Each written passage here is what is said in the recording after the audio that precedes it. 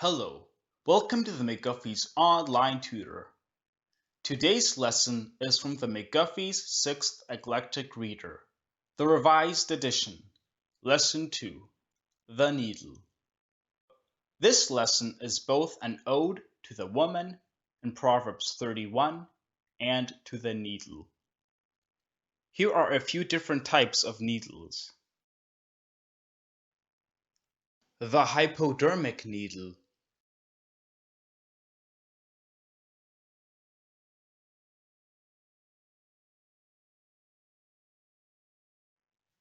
and the acupuncture needle, the stitching needle,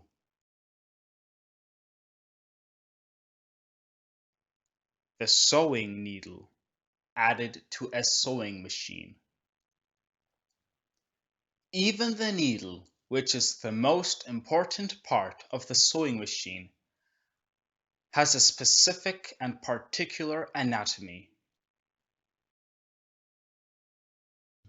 Lesson 2, The Needle. This poem is an ode. It has 3 stanzas, 10 lines of meter, 12-11, 12-11, 12-11, 12-11, 12-11, and an A-B, A-B, C-D, C-D, E-D rhyme scheme.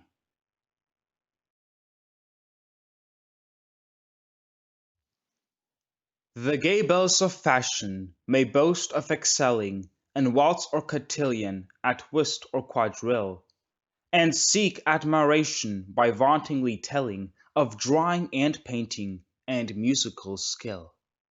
But give me the fair one in country or city, whose home and its duties are dear to her heart, who cheerfully warbles some rustical ditty while plying the needle with exquisite art.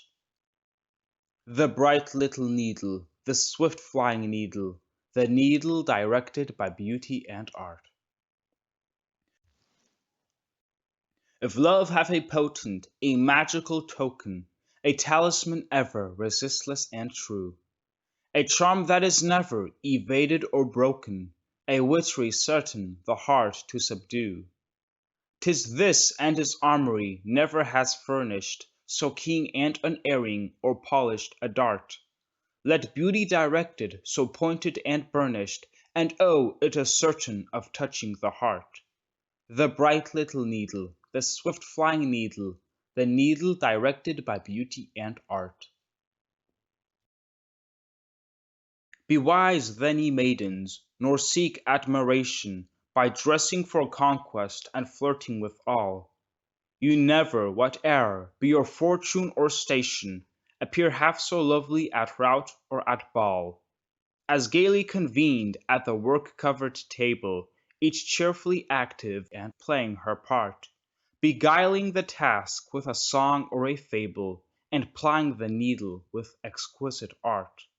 The bright little needle, the swift flying needle, the needle directed by beauty and art.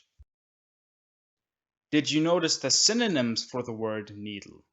Some of them are talisman, armor, magical token, dart.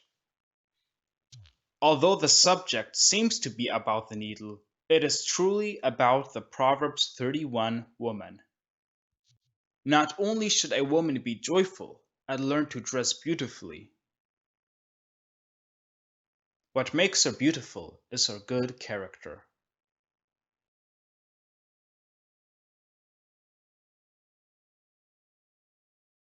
There is no good character without labor and celebration. The joy we have from our salvation as Christians comes from our faith.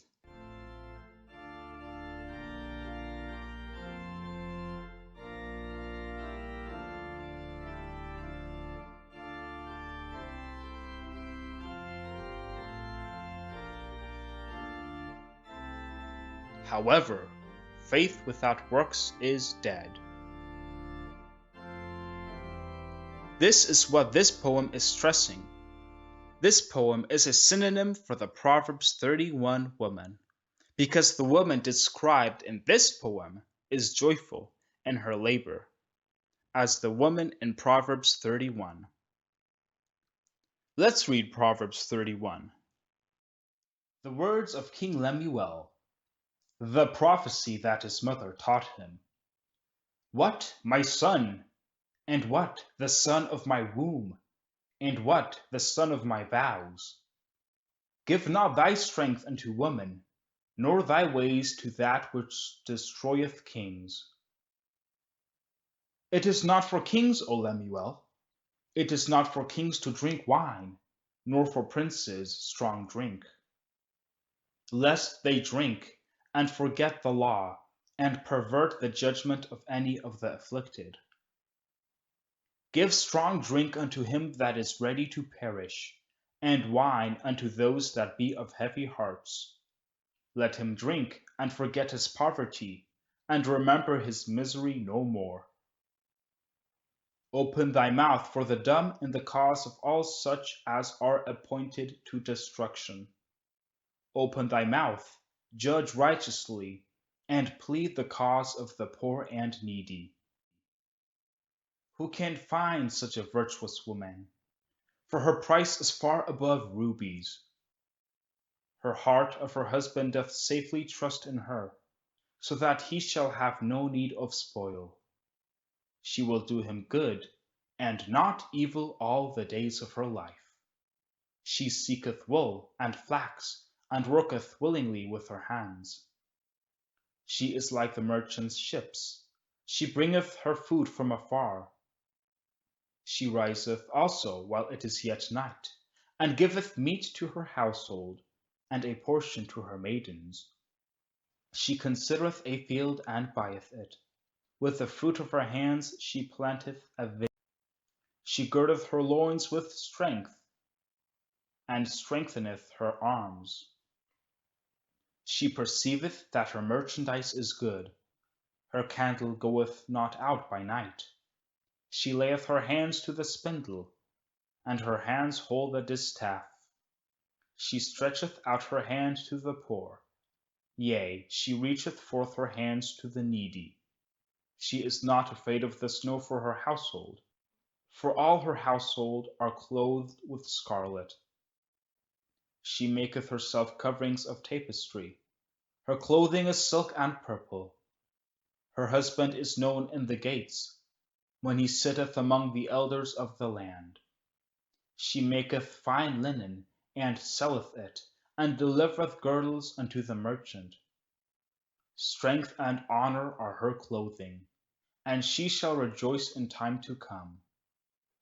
She openeth her mouth with wisdom, and her tongue is the law of kindness. She looketh well to the ways of her household, and eateth not the bread of idleness. Her children arise up and call her blessed, her husband also, and he praiseth her. Many daughters have done virtuously, but thou excellest them all. Favor is deceitful, and beauty is vain, but a woman that feareth the Lord, she shall be praised. Give her of the fruit of her hands, and let her own works praise her in the gates. The paintings that we had on display in this video were by Pierre-Auguste Renoir. Pierre-Auguste Renoir, who was commonly known as Auguste Renoir, was a French artist. His artworks were a leading factor to the development of the Impressionist style. This is the end of our lesson, and I hope you visit us again at the McGuffey's onlinetutor.com for more lessons and worksheets. Peace be with you. See you soon. Bye.